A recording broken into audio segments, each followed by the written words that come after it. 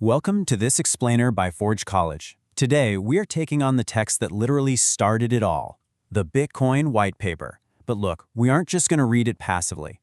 That's boring. Instead, we're going to decode its structure and extract its central claims using what we call a legal blueprint approach. Now, if dense academic cryptography papers usually make your eyes glaze over, don't worry. We are going to break this whole thing down together into clear, highly logical pieces so you can truly master these Bitcoin fundamentals. Okay, so let's dive right in with a quick refresher from our previous Origins lesson. We need to remember why Satoshi had to solve the pesky double spend problem in the very first place. Think about physical cash for a second. If I hand you a physical dollar bill for a coffee, I physically no longer have that dollar, right? I can't spend it again.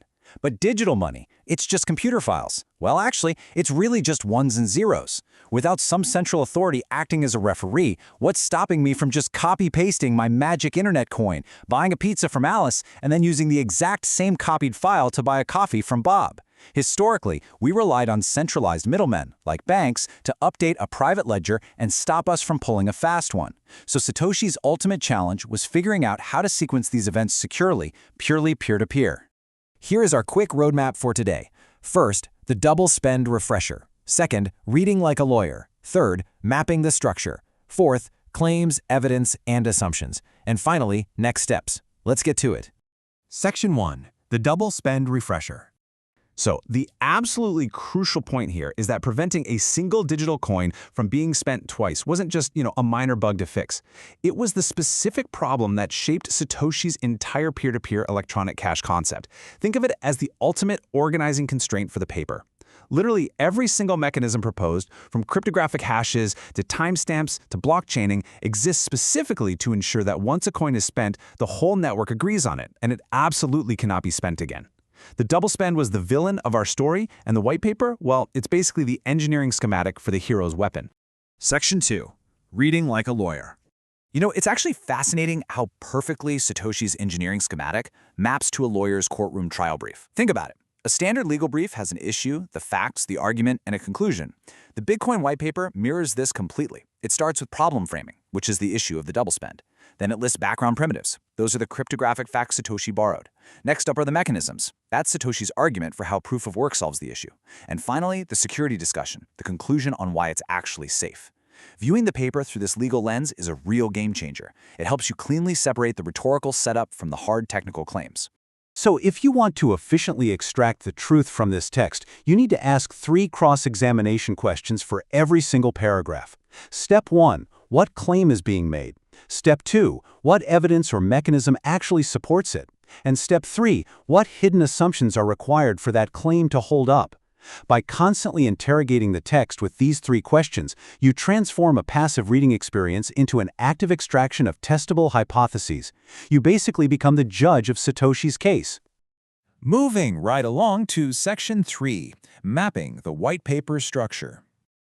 Building a reading checklist shows you exactly where to find descriptive mechanisms versus where the text relies on probabilistic arguments. The abstract and intro map directly to the problem of decentralized cash. The background section establishes the prior work, things like Merkle trees that we know already exist. But look at the bottom 2 rows. Proof of work is the core descriptive mechanism for ordering, whereas the security section is heavily argumentative. It models how the system survives an attack. Knowing the primary purpose of each section beforehand tells you exactly what kind of information you're about to read. Now, before we analyze a real paragraph, note that distinguishing between what the system actually does and what the author simply argues it will do is an absolutely vital skill. A descriptive mechanism is explicit text explaining exactly how the software protocol is built, like how block A connects to block B. On the flip side, an argumentative claim estimates how human beings and networks will behave under certain modeled conditions.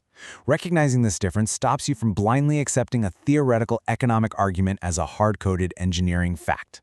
Section 4. Claims, evidence, and assumptions.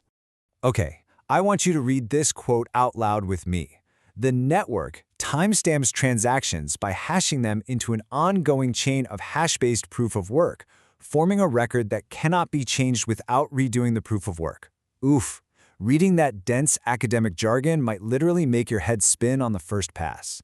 It sounds incredibly complex, and honestly, it's so easy to just glaze over it. But let's translate it into plain English using our three-step legal method.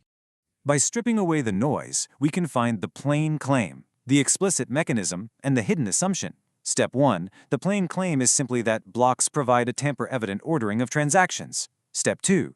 The evidence is that proof of work makes altering history computationally expensive. You'd have to literally redo all the math from scratch. And step 3. The absolutely crucial hidden assumption. This entire claim completely assumes that no single adversary has majority hashing power. See how much clearer that is? We found the claim, the mechanism, and the hidden catch all in one go. As you read further into the paper, you really have to keep an eye out for these recurring implicit assumptions. Why? Because they are the exact pivot points where theoretical engineering meets the messy reality of the internet.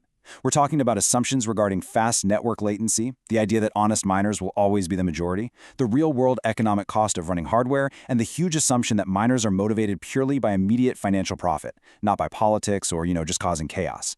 If any of these real-world assumptions break down, Satoshi's theoretical claims could seriously falter. And finally, Section 5. Preparing for next steps. The big takeaway here is to never, ever read the white paper like a casual novel. Instead, use this structural checklist to build a map of testable hypotheses. Remember to use your legal brief mental model. Always distinguish the descriptive engineering text from the argumentative security claims, and most importantly, explicitly track all of those network and economic assumptions we just talked about. I promise, this approach will save you hours of confusion. And that leads us to the grand finale. The million, or rather trillion-dollar question: are Satoshi's assumptions robust enough to survive in the real world when billions of dollars are at stake? Well, that is the ultimate question we'll be answering in our next explainer on core mechanisms, where we actually look under the hood of the protocol. So grab your annotated checklist, head over to forge.college for more Web3 learning and to dive into our full programs, and I will see you in the next explainer.